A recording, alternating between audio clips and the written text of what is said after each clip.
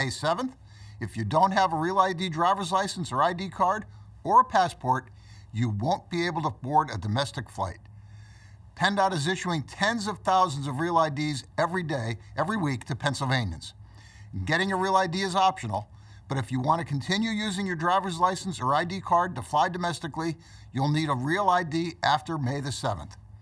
So especially if you have flights booked for after May 7th and you don't have a Real ID or passport, you need to gather your documents and come visit us at one of our driver's license centers. You can find out exactly what you need at pa.gov/RealID. Our PennDOT team works really hard to serve customers quickly and efficiently, but we're seeing huge increases in volumes at our driver's license centers as we get closer and closer to May the 7th. Real IDs have been available in Pennsylvania for over 6 years, and they will still be available after May the 7th. So if you don't have immediate travel plans or you already have a valid passport, maybe hold off for a few months until the rush dies down. Now, I know that there are a few questions that have been submitted in advance, and I'm happy to answer those questions. Thank you.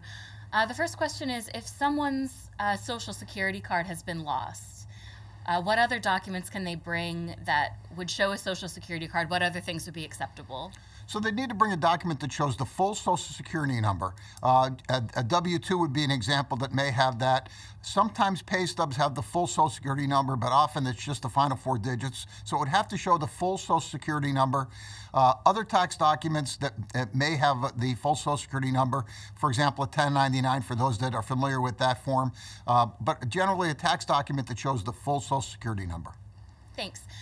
Why do some states have 100% or close to 100% of their customers having Real ID, and in Pennsylvania we only have around 27%? Well, some states, the law in those states was mandatory Real ID. So in certain states, every single driver was compelled by virtue of that state's law to get the Real ID.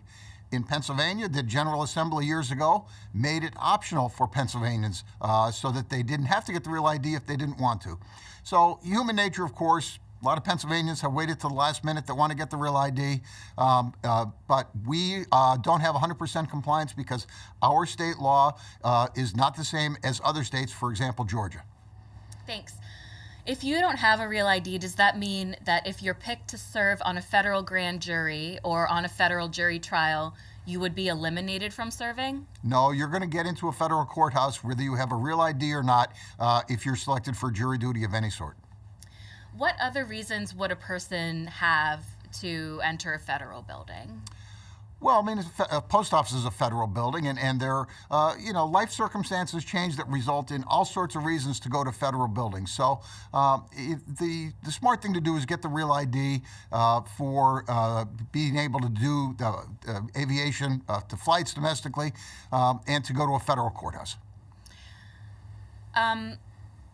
Can you still fly with a passport after May 7th? Yes, of course. A valid passport is the document that would be in lieu of a Real ID to get onto a commercial flight. And of course, you need a passport for international flight. Thank you. And can you confirm that a person would not have to have a Real ID in order to vote? You do not need a Real ID to be able to vote. Thank you. If someone's had a name change, are there additional documents that they would need to bring to show that? There are. Whenever a name changes, there's the document that would support that name change. For example, a marriage certificate. The PennDOT website is the smart first step so that you could have a full understanding of what documents you need to bring to the driver's license center to get the Real ID. But suffice to say, every time there's a name change during the course of your life, the supporting document that highlights that name change is the key piece to the puzzle. Thank you. And to clarify, you don't need to have a Real ID in order to drive, to vote, or to visit the post office and access federal benefits, correct? No, you do not. A regular driver's license, of course, is the document we need to drive. The instances you just cited do not demand a Real ID. Thank you. And that's actually all of our submitted questions for this week. We'll be back next week. Thanks so much. Get out there and get that Real ID if you haven't already.